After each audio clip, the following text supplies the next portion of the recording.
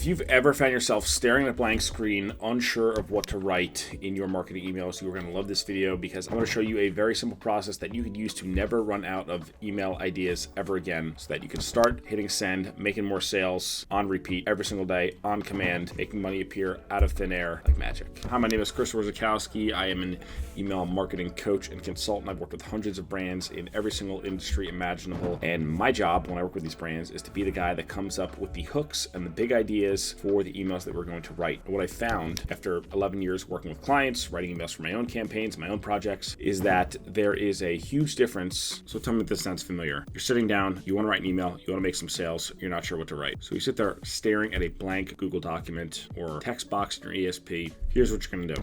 First thing you're going to do is you are going to come up with a list of all of the questions that your customers and your clients and the leads that come in your business have asked you. You might have 10, 20, 30, 50, 100 different questions by the end of this. All you're going to do is every single day when you send that email to your list, you're going to take one question and answer it. It is the simplest way to get started with email. It is easy. And what this process does is it helps document all of your philosophies, all of your counters to the objections that people have, all of the stories that you can use to sell, because all of those things are in your head right now. Think about it this way. If you had a physical location, or if you have a physical location and a customer comes in and they start asking questions about a product, how would that conversation go? You wouldn't just stand there looking at them like, I'm not sure what to do. I'm not sure how to answer. Like, obviously you would have an answer for these people if they walked in through the front door of your business. So why online isn't any different? It's not. All of the people reading your emails have questions. They want to buy stuff. They want to buy stuff from you. That's why they're on your list in the first place. They are secretly hoping that you are the person that could solve their problems. But before they could do that, before they could actually pull out their credit card and swipe it on your online store, they need some questions answered. So a very good way to answer these questions and have these interactions at scale is by just making them part of your email series, especially if you're emailing every single day. This is a great framework that you can keep going back to.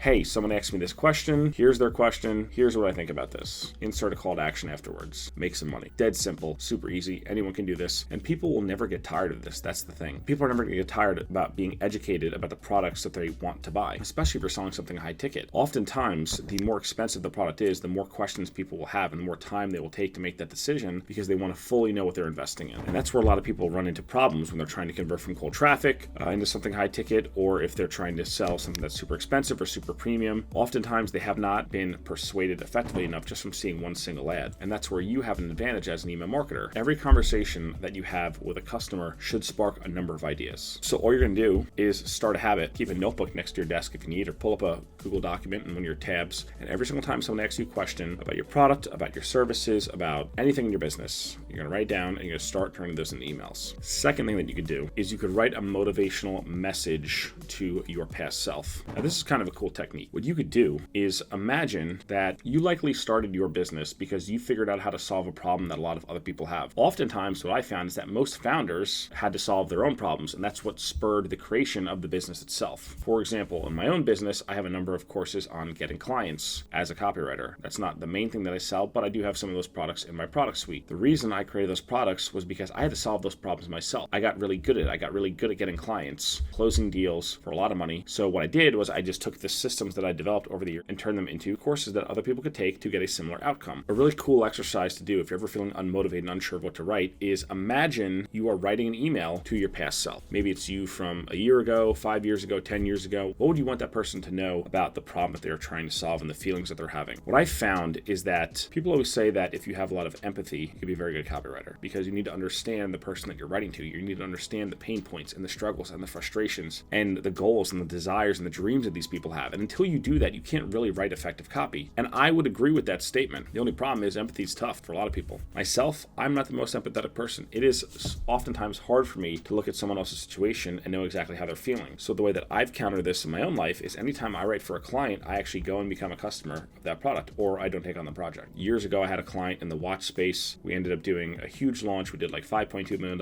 in sales in 30 days, sold thousands, tens of thousands of watches. It was really pretty crazy. I'm not a watch guy. I didn't really have empathy for people who wear watches. I didn't really understand all the ins and outs of what to look for, why someone would want it, how it feels when you wear one. So what I did was I decided to put myself in my customer's shoes, and I actually went to a watch store and bought a watch for my wife. Going through that process taught me a lot about what people look for when they're making these kind of purchases. It helped me empathize with these people, right? And one of the things I found is that when you wear a watch, it changes how you feel about yourself. sell, right? Everyone who buys any kind of product, whether it's a watch, whether it's a course, whether it's a physical product, it's a service, whatever it is, everyone is trying to achieve some kind of outcome in their life. They're buying that product to help them achieve a goal. Now, if you've ever tried to do anything great in your life, ever tried to achieve any kind of success or achieve any kind of noteworthy outcome, you know that oftentimes things are a struggle. If you're trying to upgrade your style, there's a learning period. You have to kind of push yourself through that. You have to get a little bit comfortable being uncomfortable as you're figuring that out. If you're trying to get in shape, if you're trying to lose weight, if you're trying to gain muscle, if you're trying to grow a business, that comes with a ton of mindset hurdles and things that you have to get over, and it really takes a lot of personal development, a lot of motivation to keep going. It really doesn't matter what you sell. Like, everyone who buys anything is always going to have a dip in motivation at some point in their journey. So what if you just wrote an email? One of your emails every single week could be dedicated to motivating that person to achieve greatness in their own life. You really can't lose these kind of emails. I do these all the time. Usually on Mondays I'll send these out. And what this does is it gets my people fired up for the week. It gets my people ready to attack the week. And even if they don't buy anything, that's okay, because I know if I'm making them feel better about themselves and I'm helping with their own personal development, making them change the way they see the world and they see themselves, at a certain point they are going to convert. And I want them to win. And I'm sure you want your people to win too. So don't discount this, right? If you ever are staring at that blank page and you're unsure of what to write, think about, what do you wish someone told you years ago? What is the knowledge that you have now that you can impart into someone, right? You could teach to someone. What is that message that you can give to someone who's maybe struggling and they don't know if they can keep going? Third thing, trending topics. In every industry, there's always stuff going on. There's always news stories. There's always stuff happening on X, on Twitter, LinkedIn, on Facebook. There's always news breaking. You may not see every piece of news from every single industry, and you don't have enough time in the day to follow everything that's going on in the world, obviously. But I bet you probably see a lot of news stories happening in your own industry. If you are ever unsure what to write, just look at what's going on that day or what's going on that week. For example, one of my clients is Carnivore Snacks. I've been working with them for 4, maybe 5 years, ever since they were pre-revenue, and now they're 8-figure, almost multiple 8-figure company. Sometimes when I'm writing emails for them, what I'll do is I'll say, what's going on in the world of meat? Just today, I saw a story, really warmed my heart. I was very happy when I saw this story. So I found this story today that Beyond Meat, that company that makes those sawdust, slop, vegan, disgusting patties that people for some reason eat, is actually cutting 20% of their workforce, and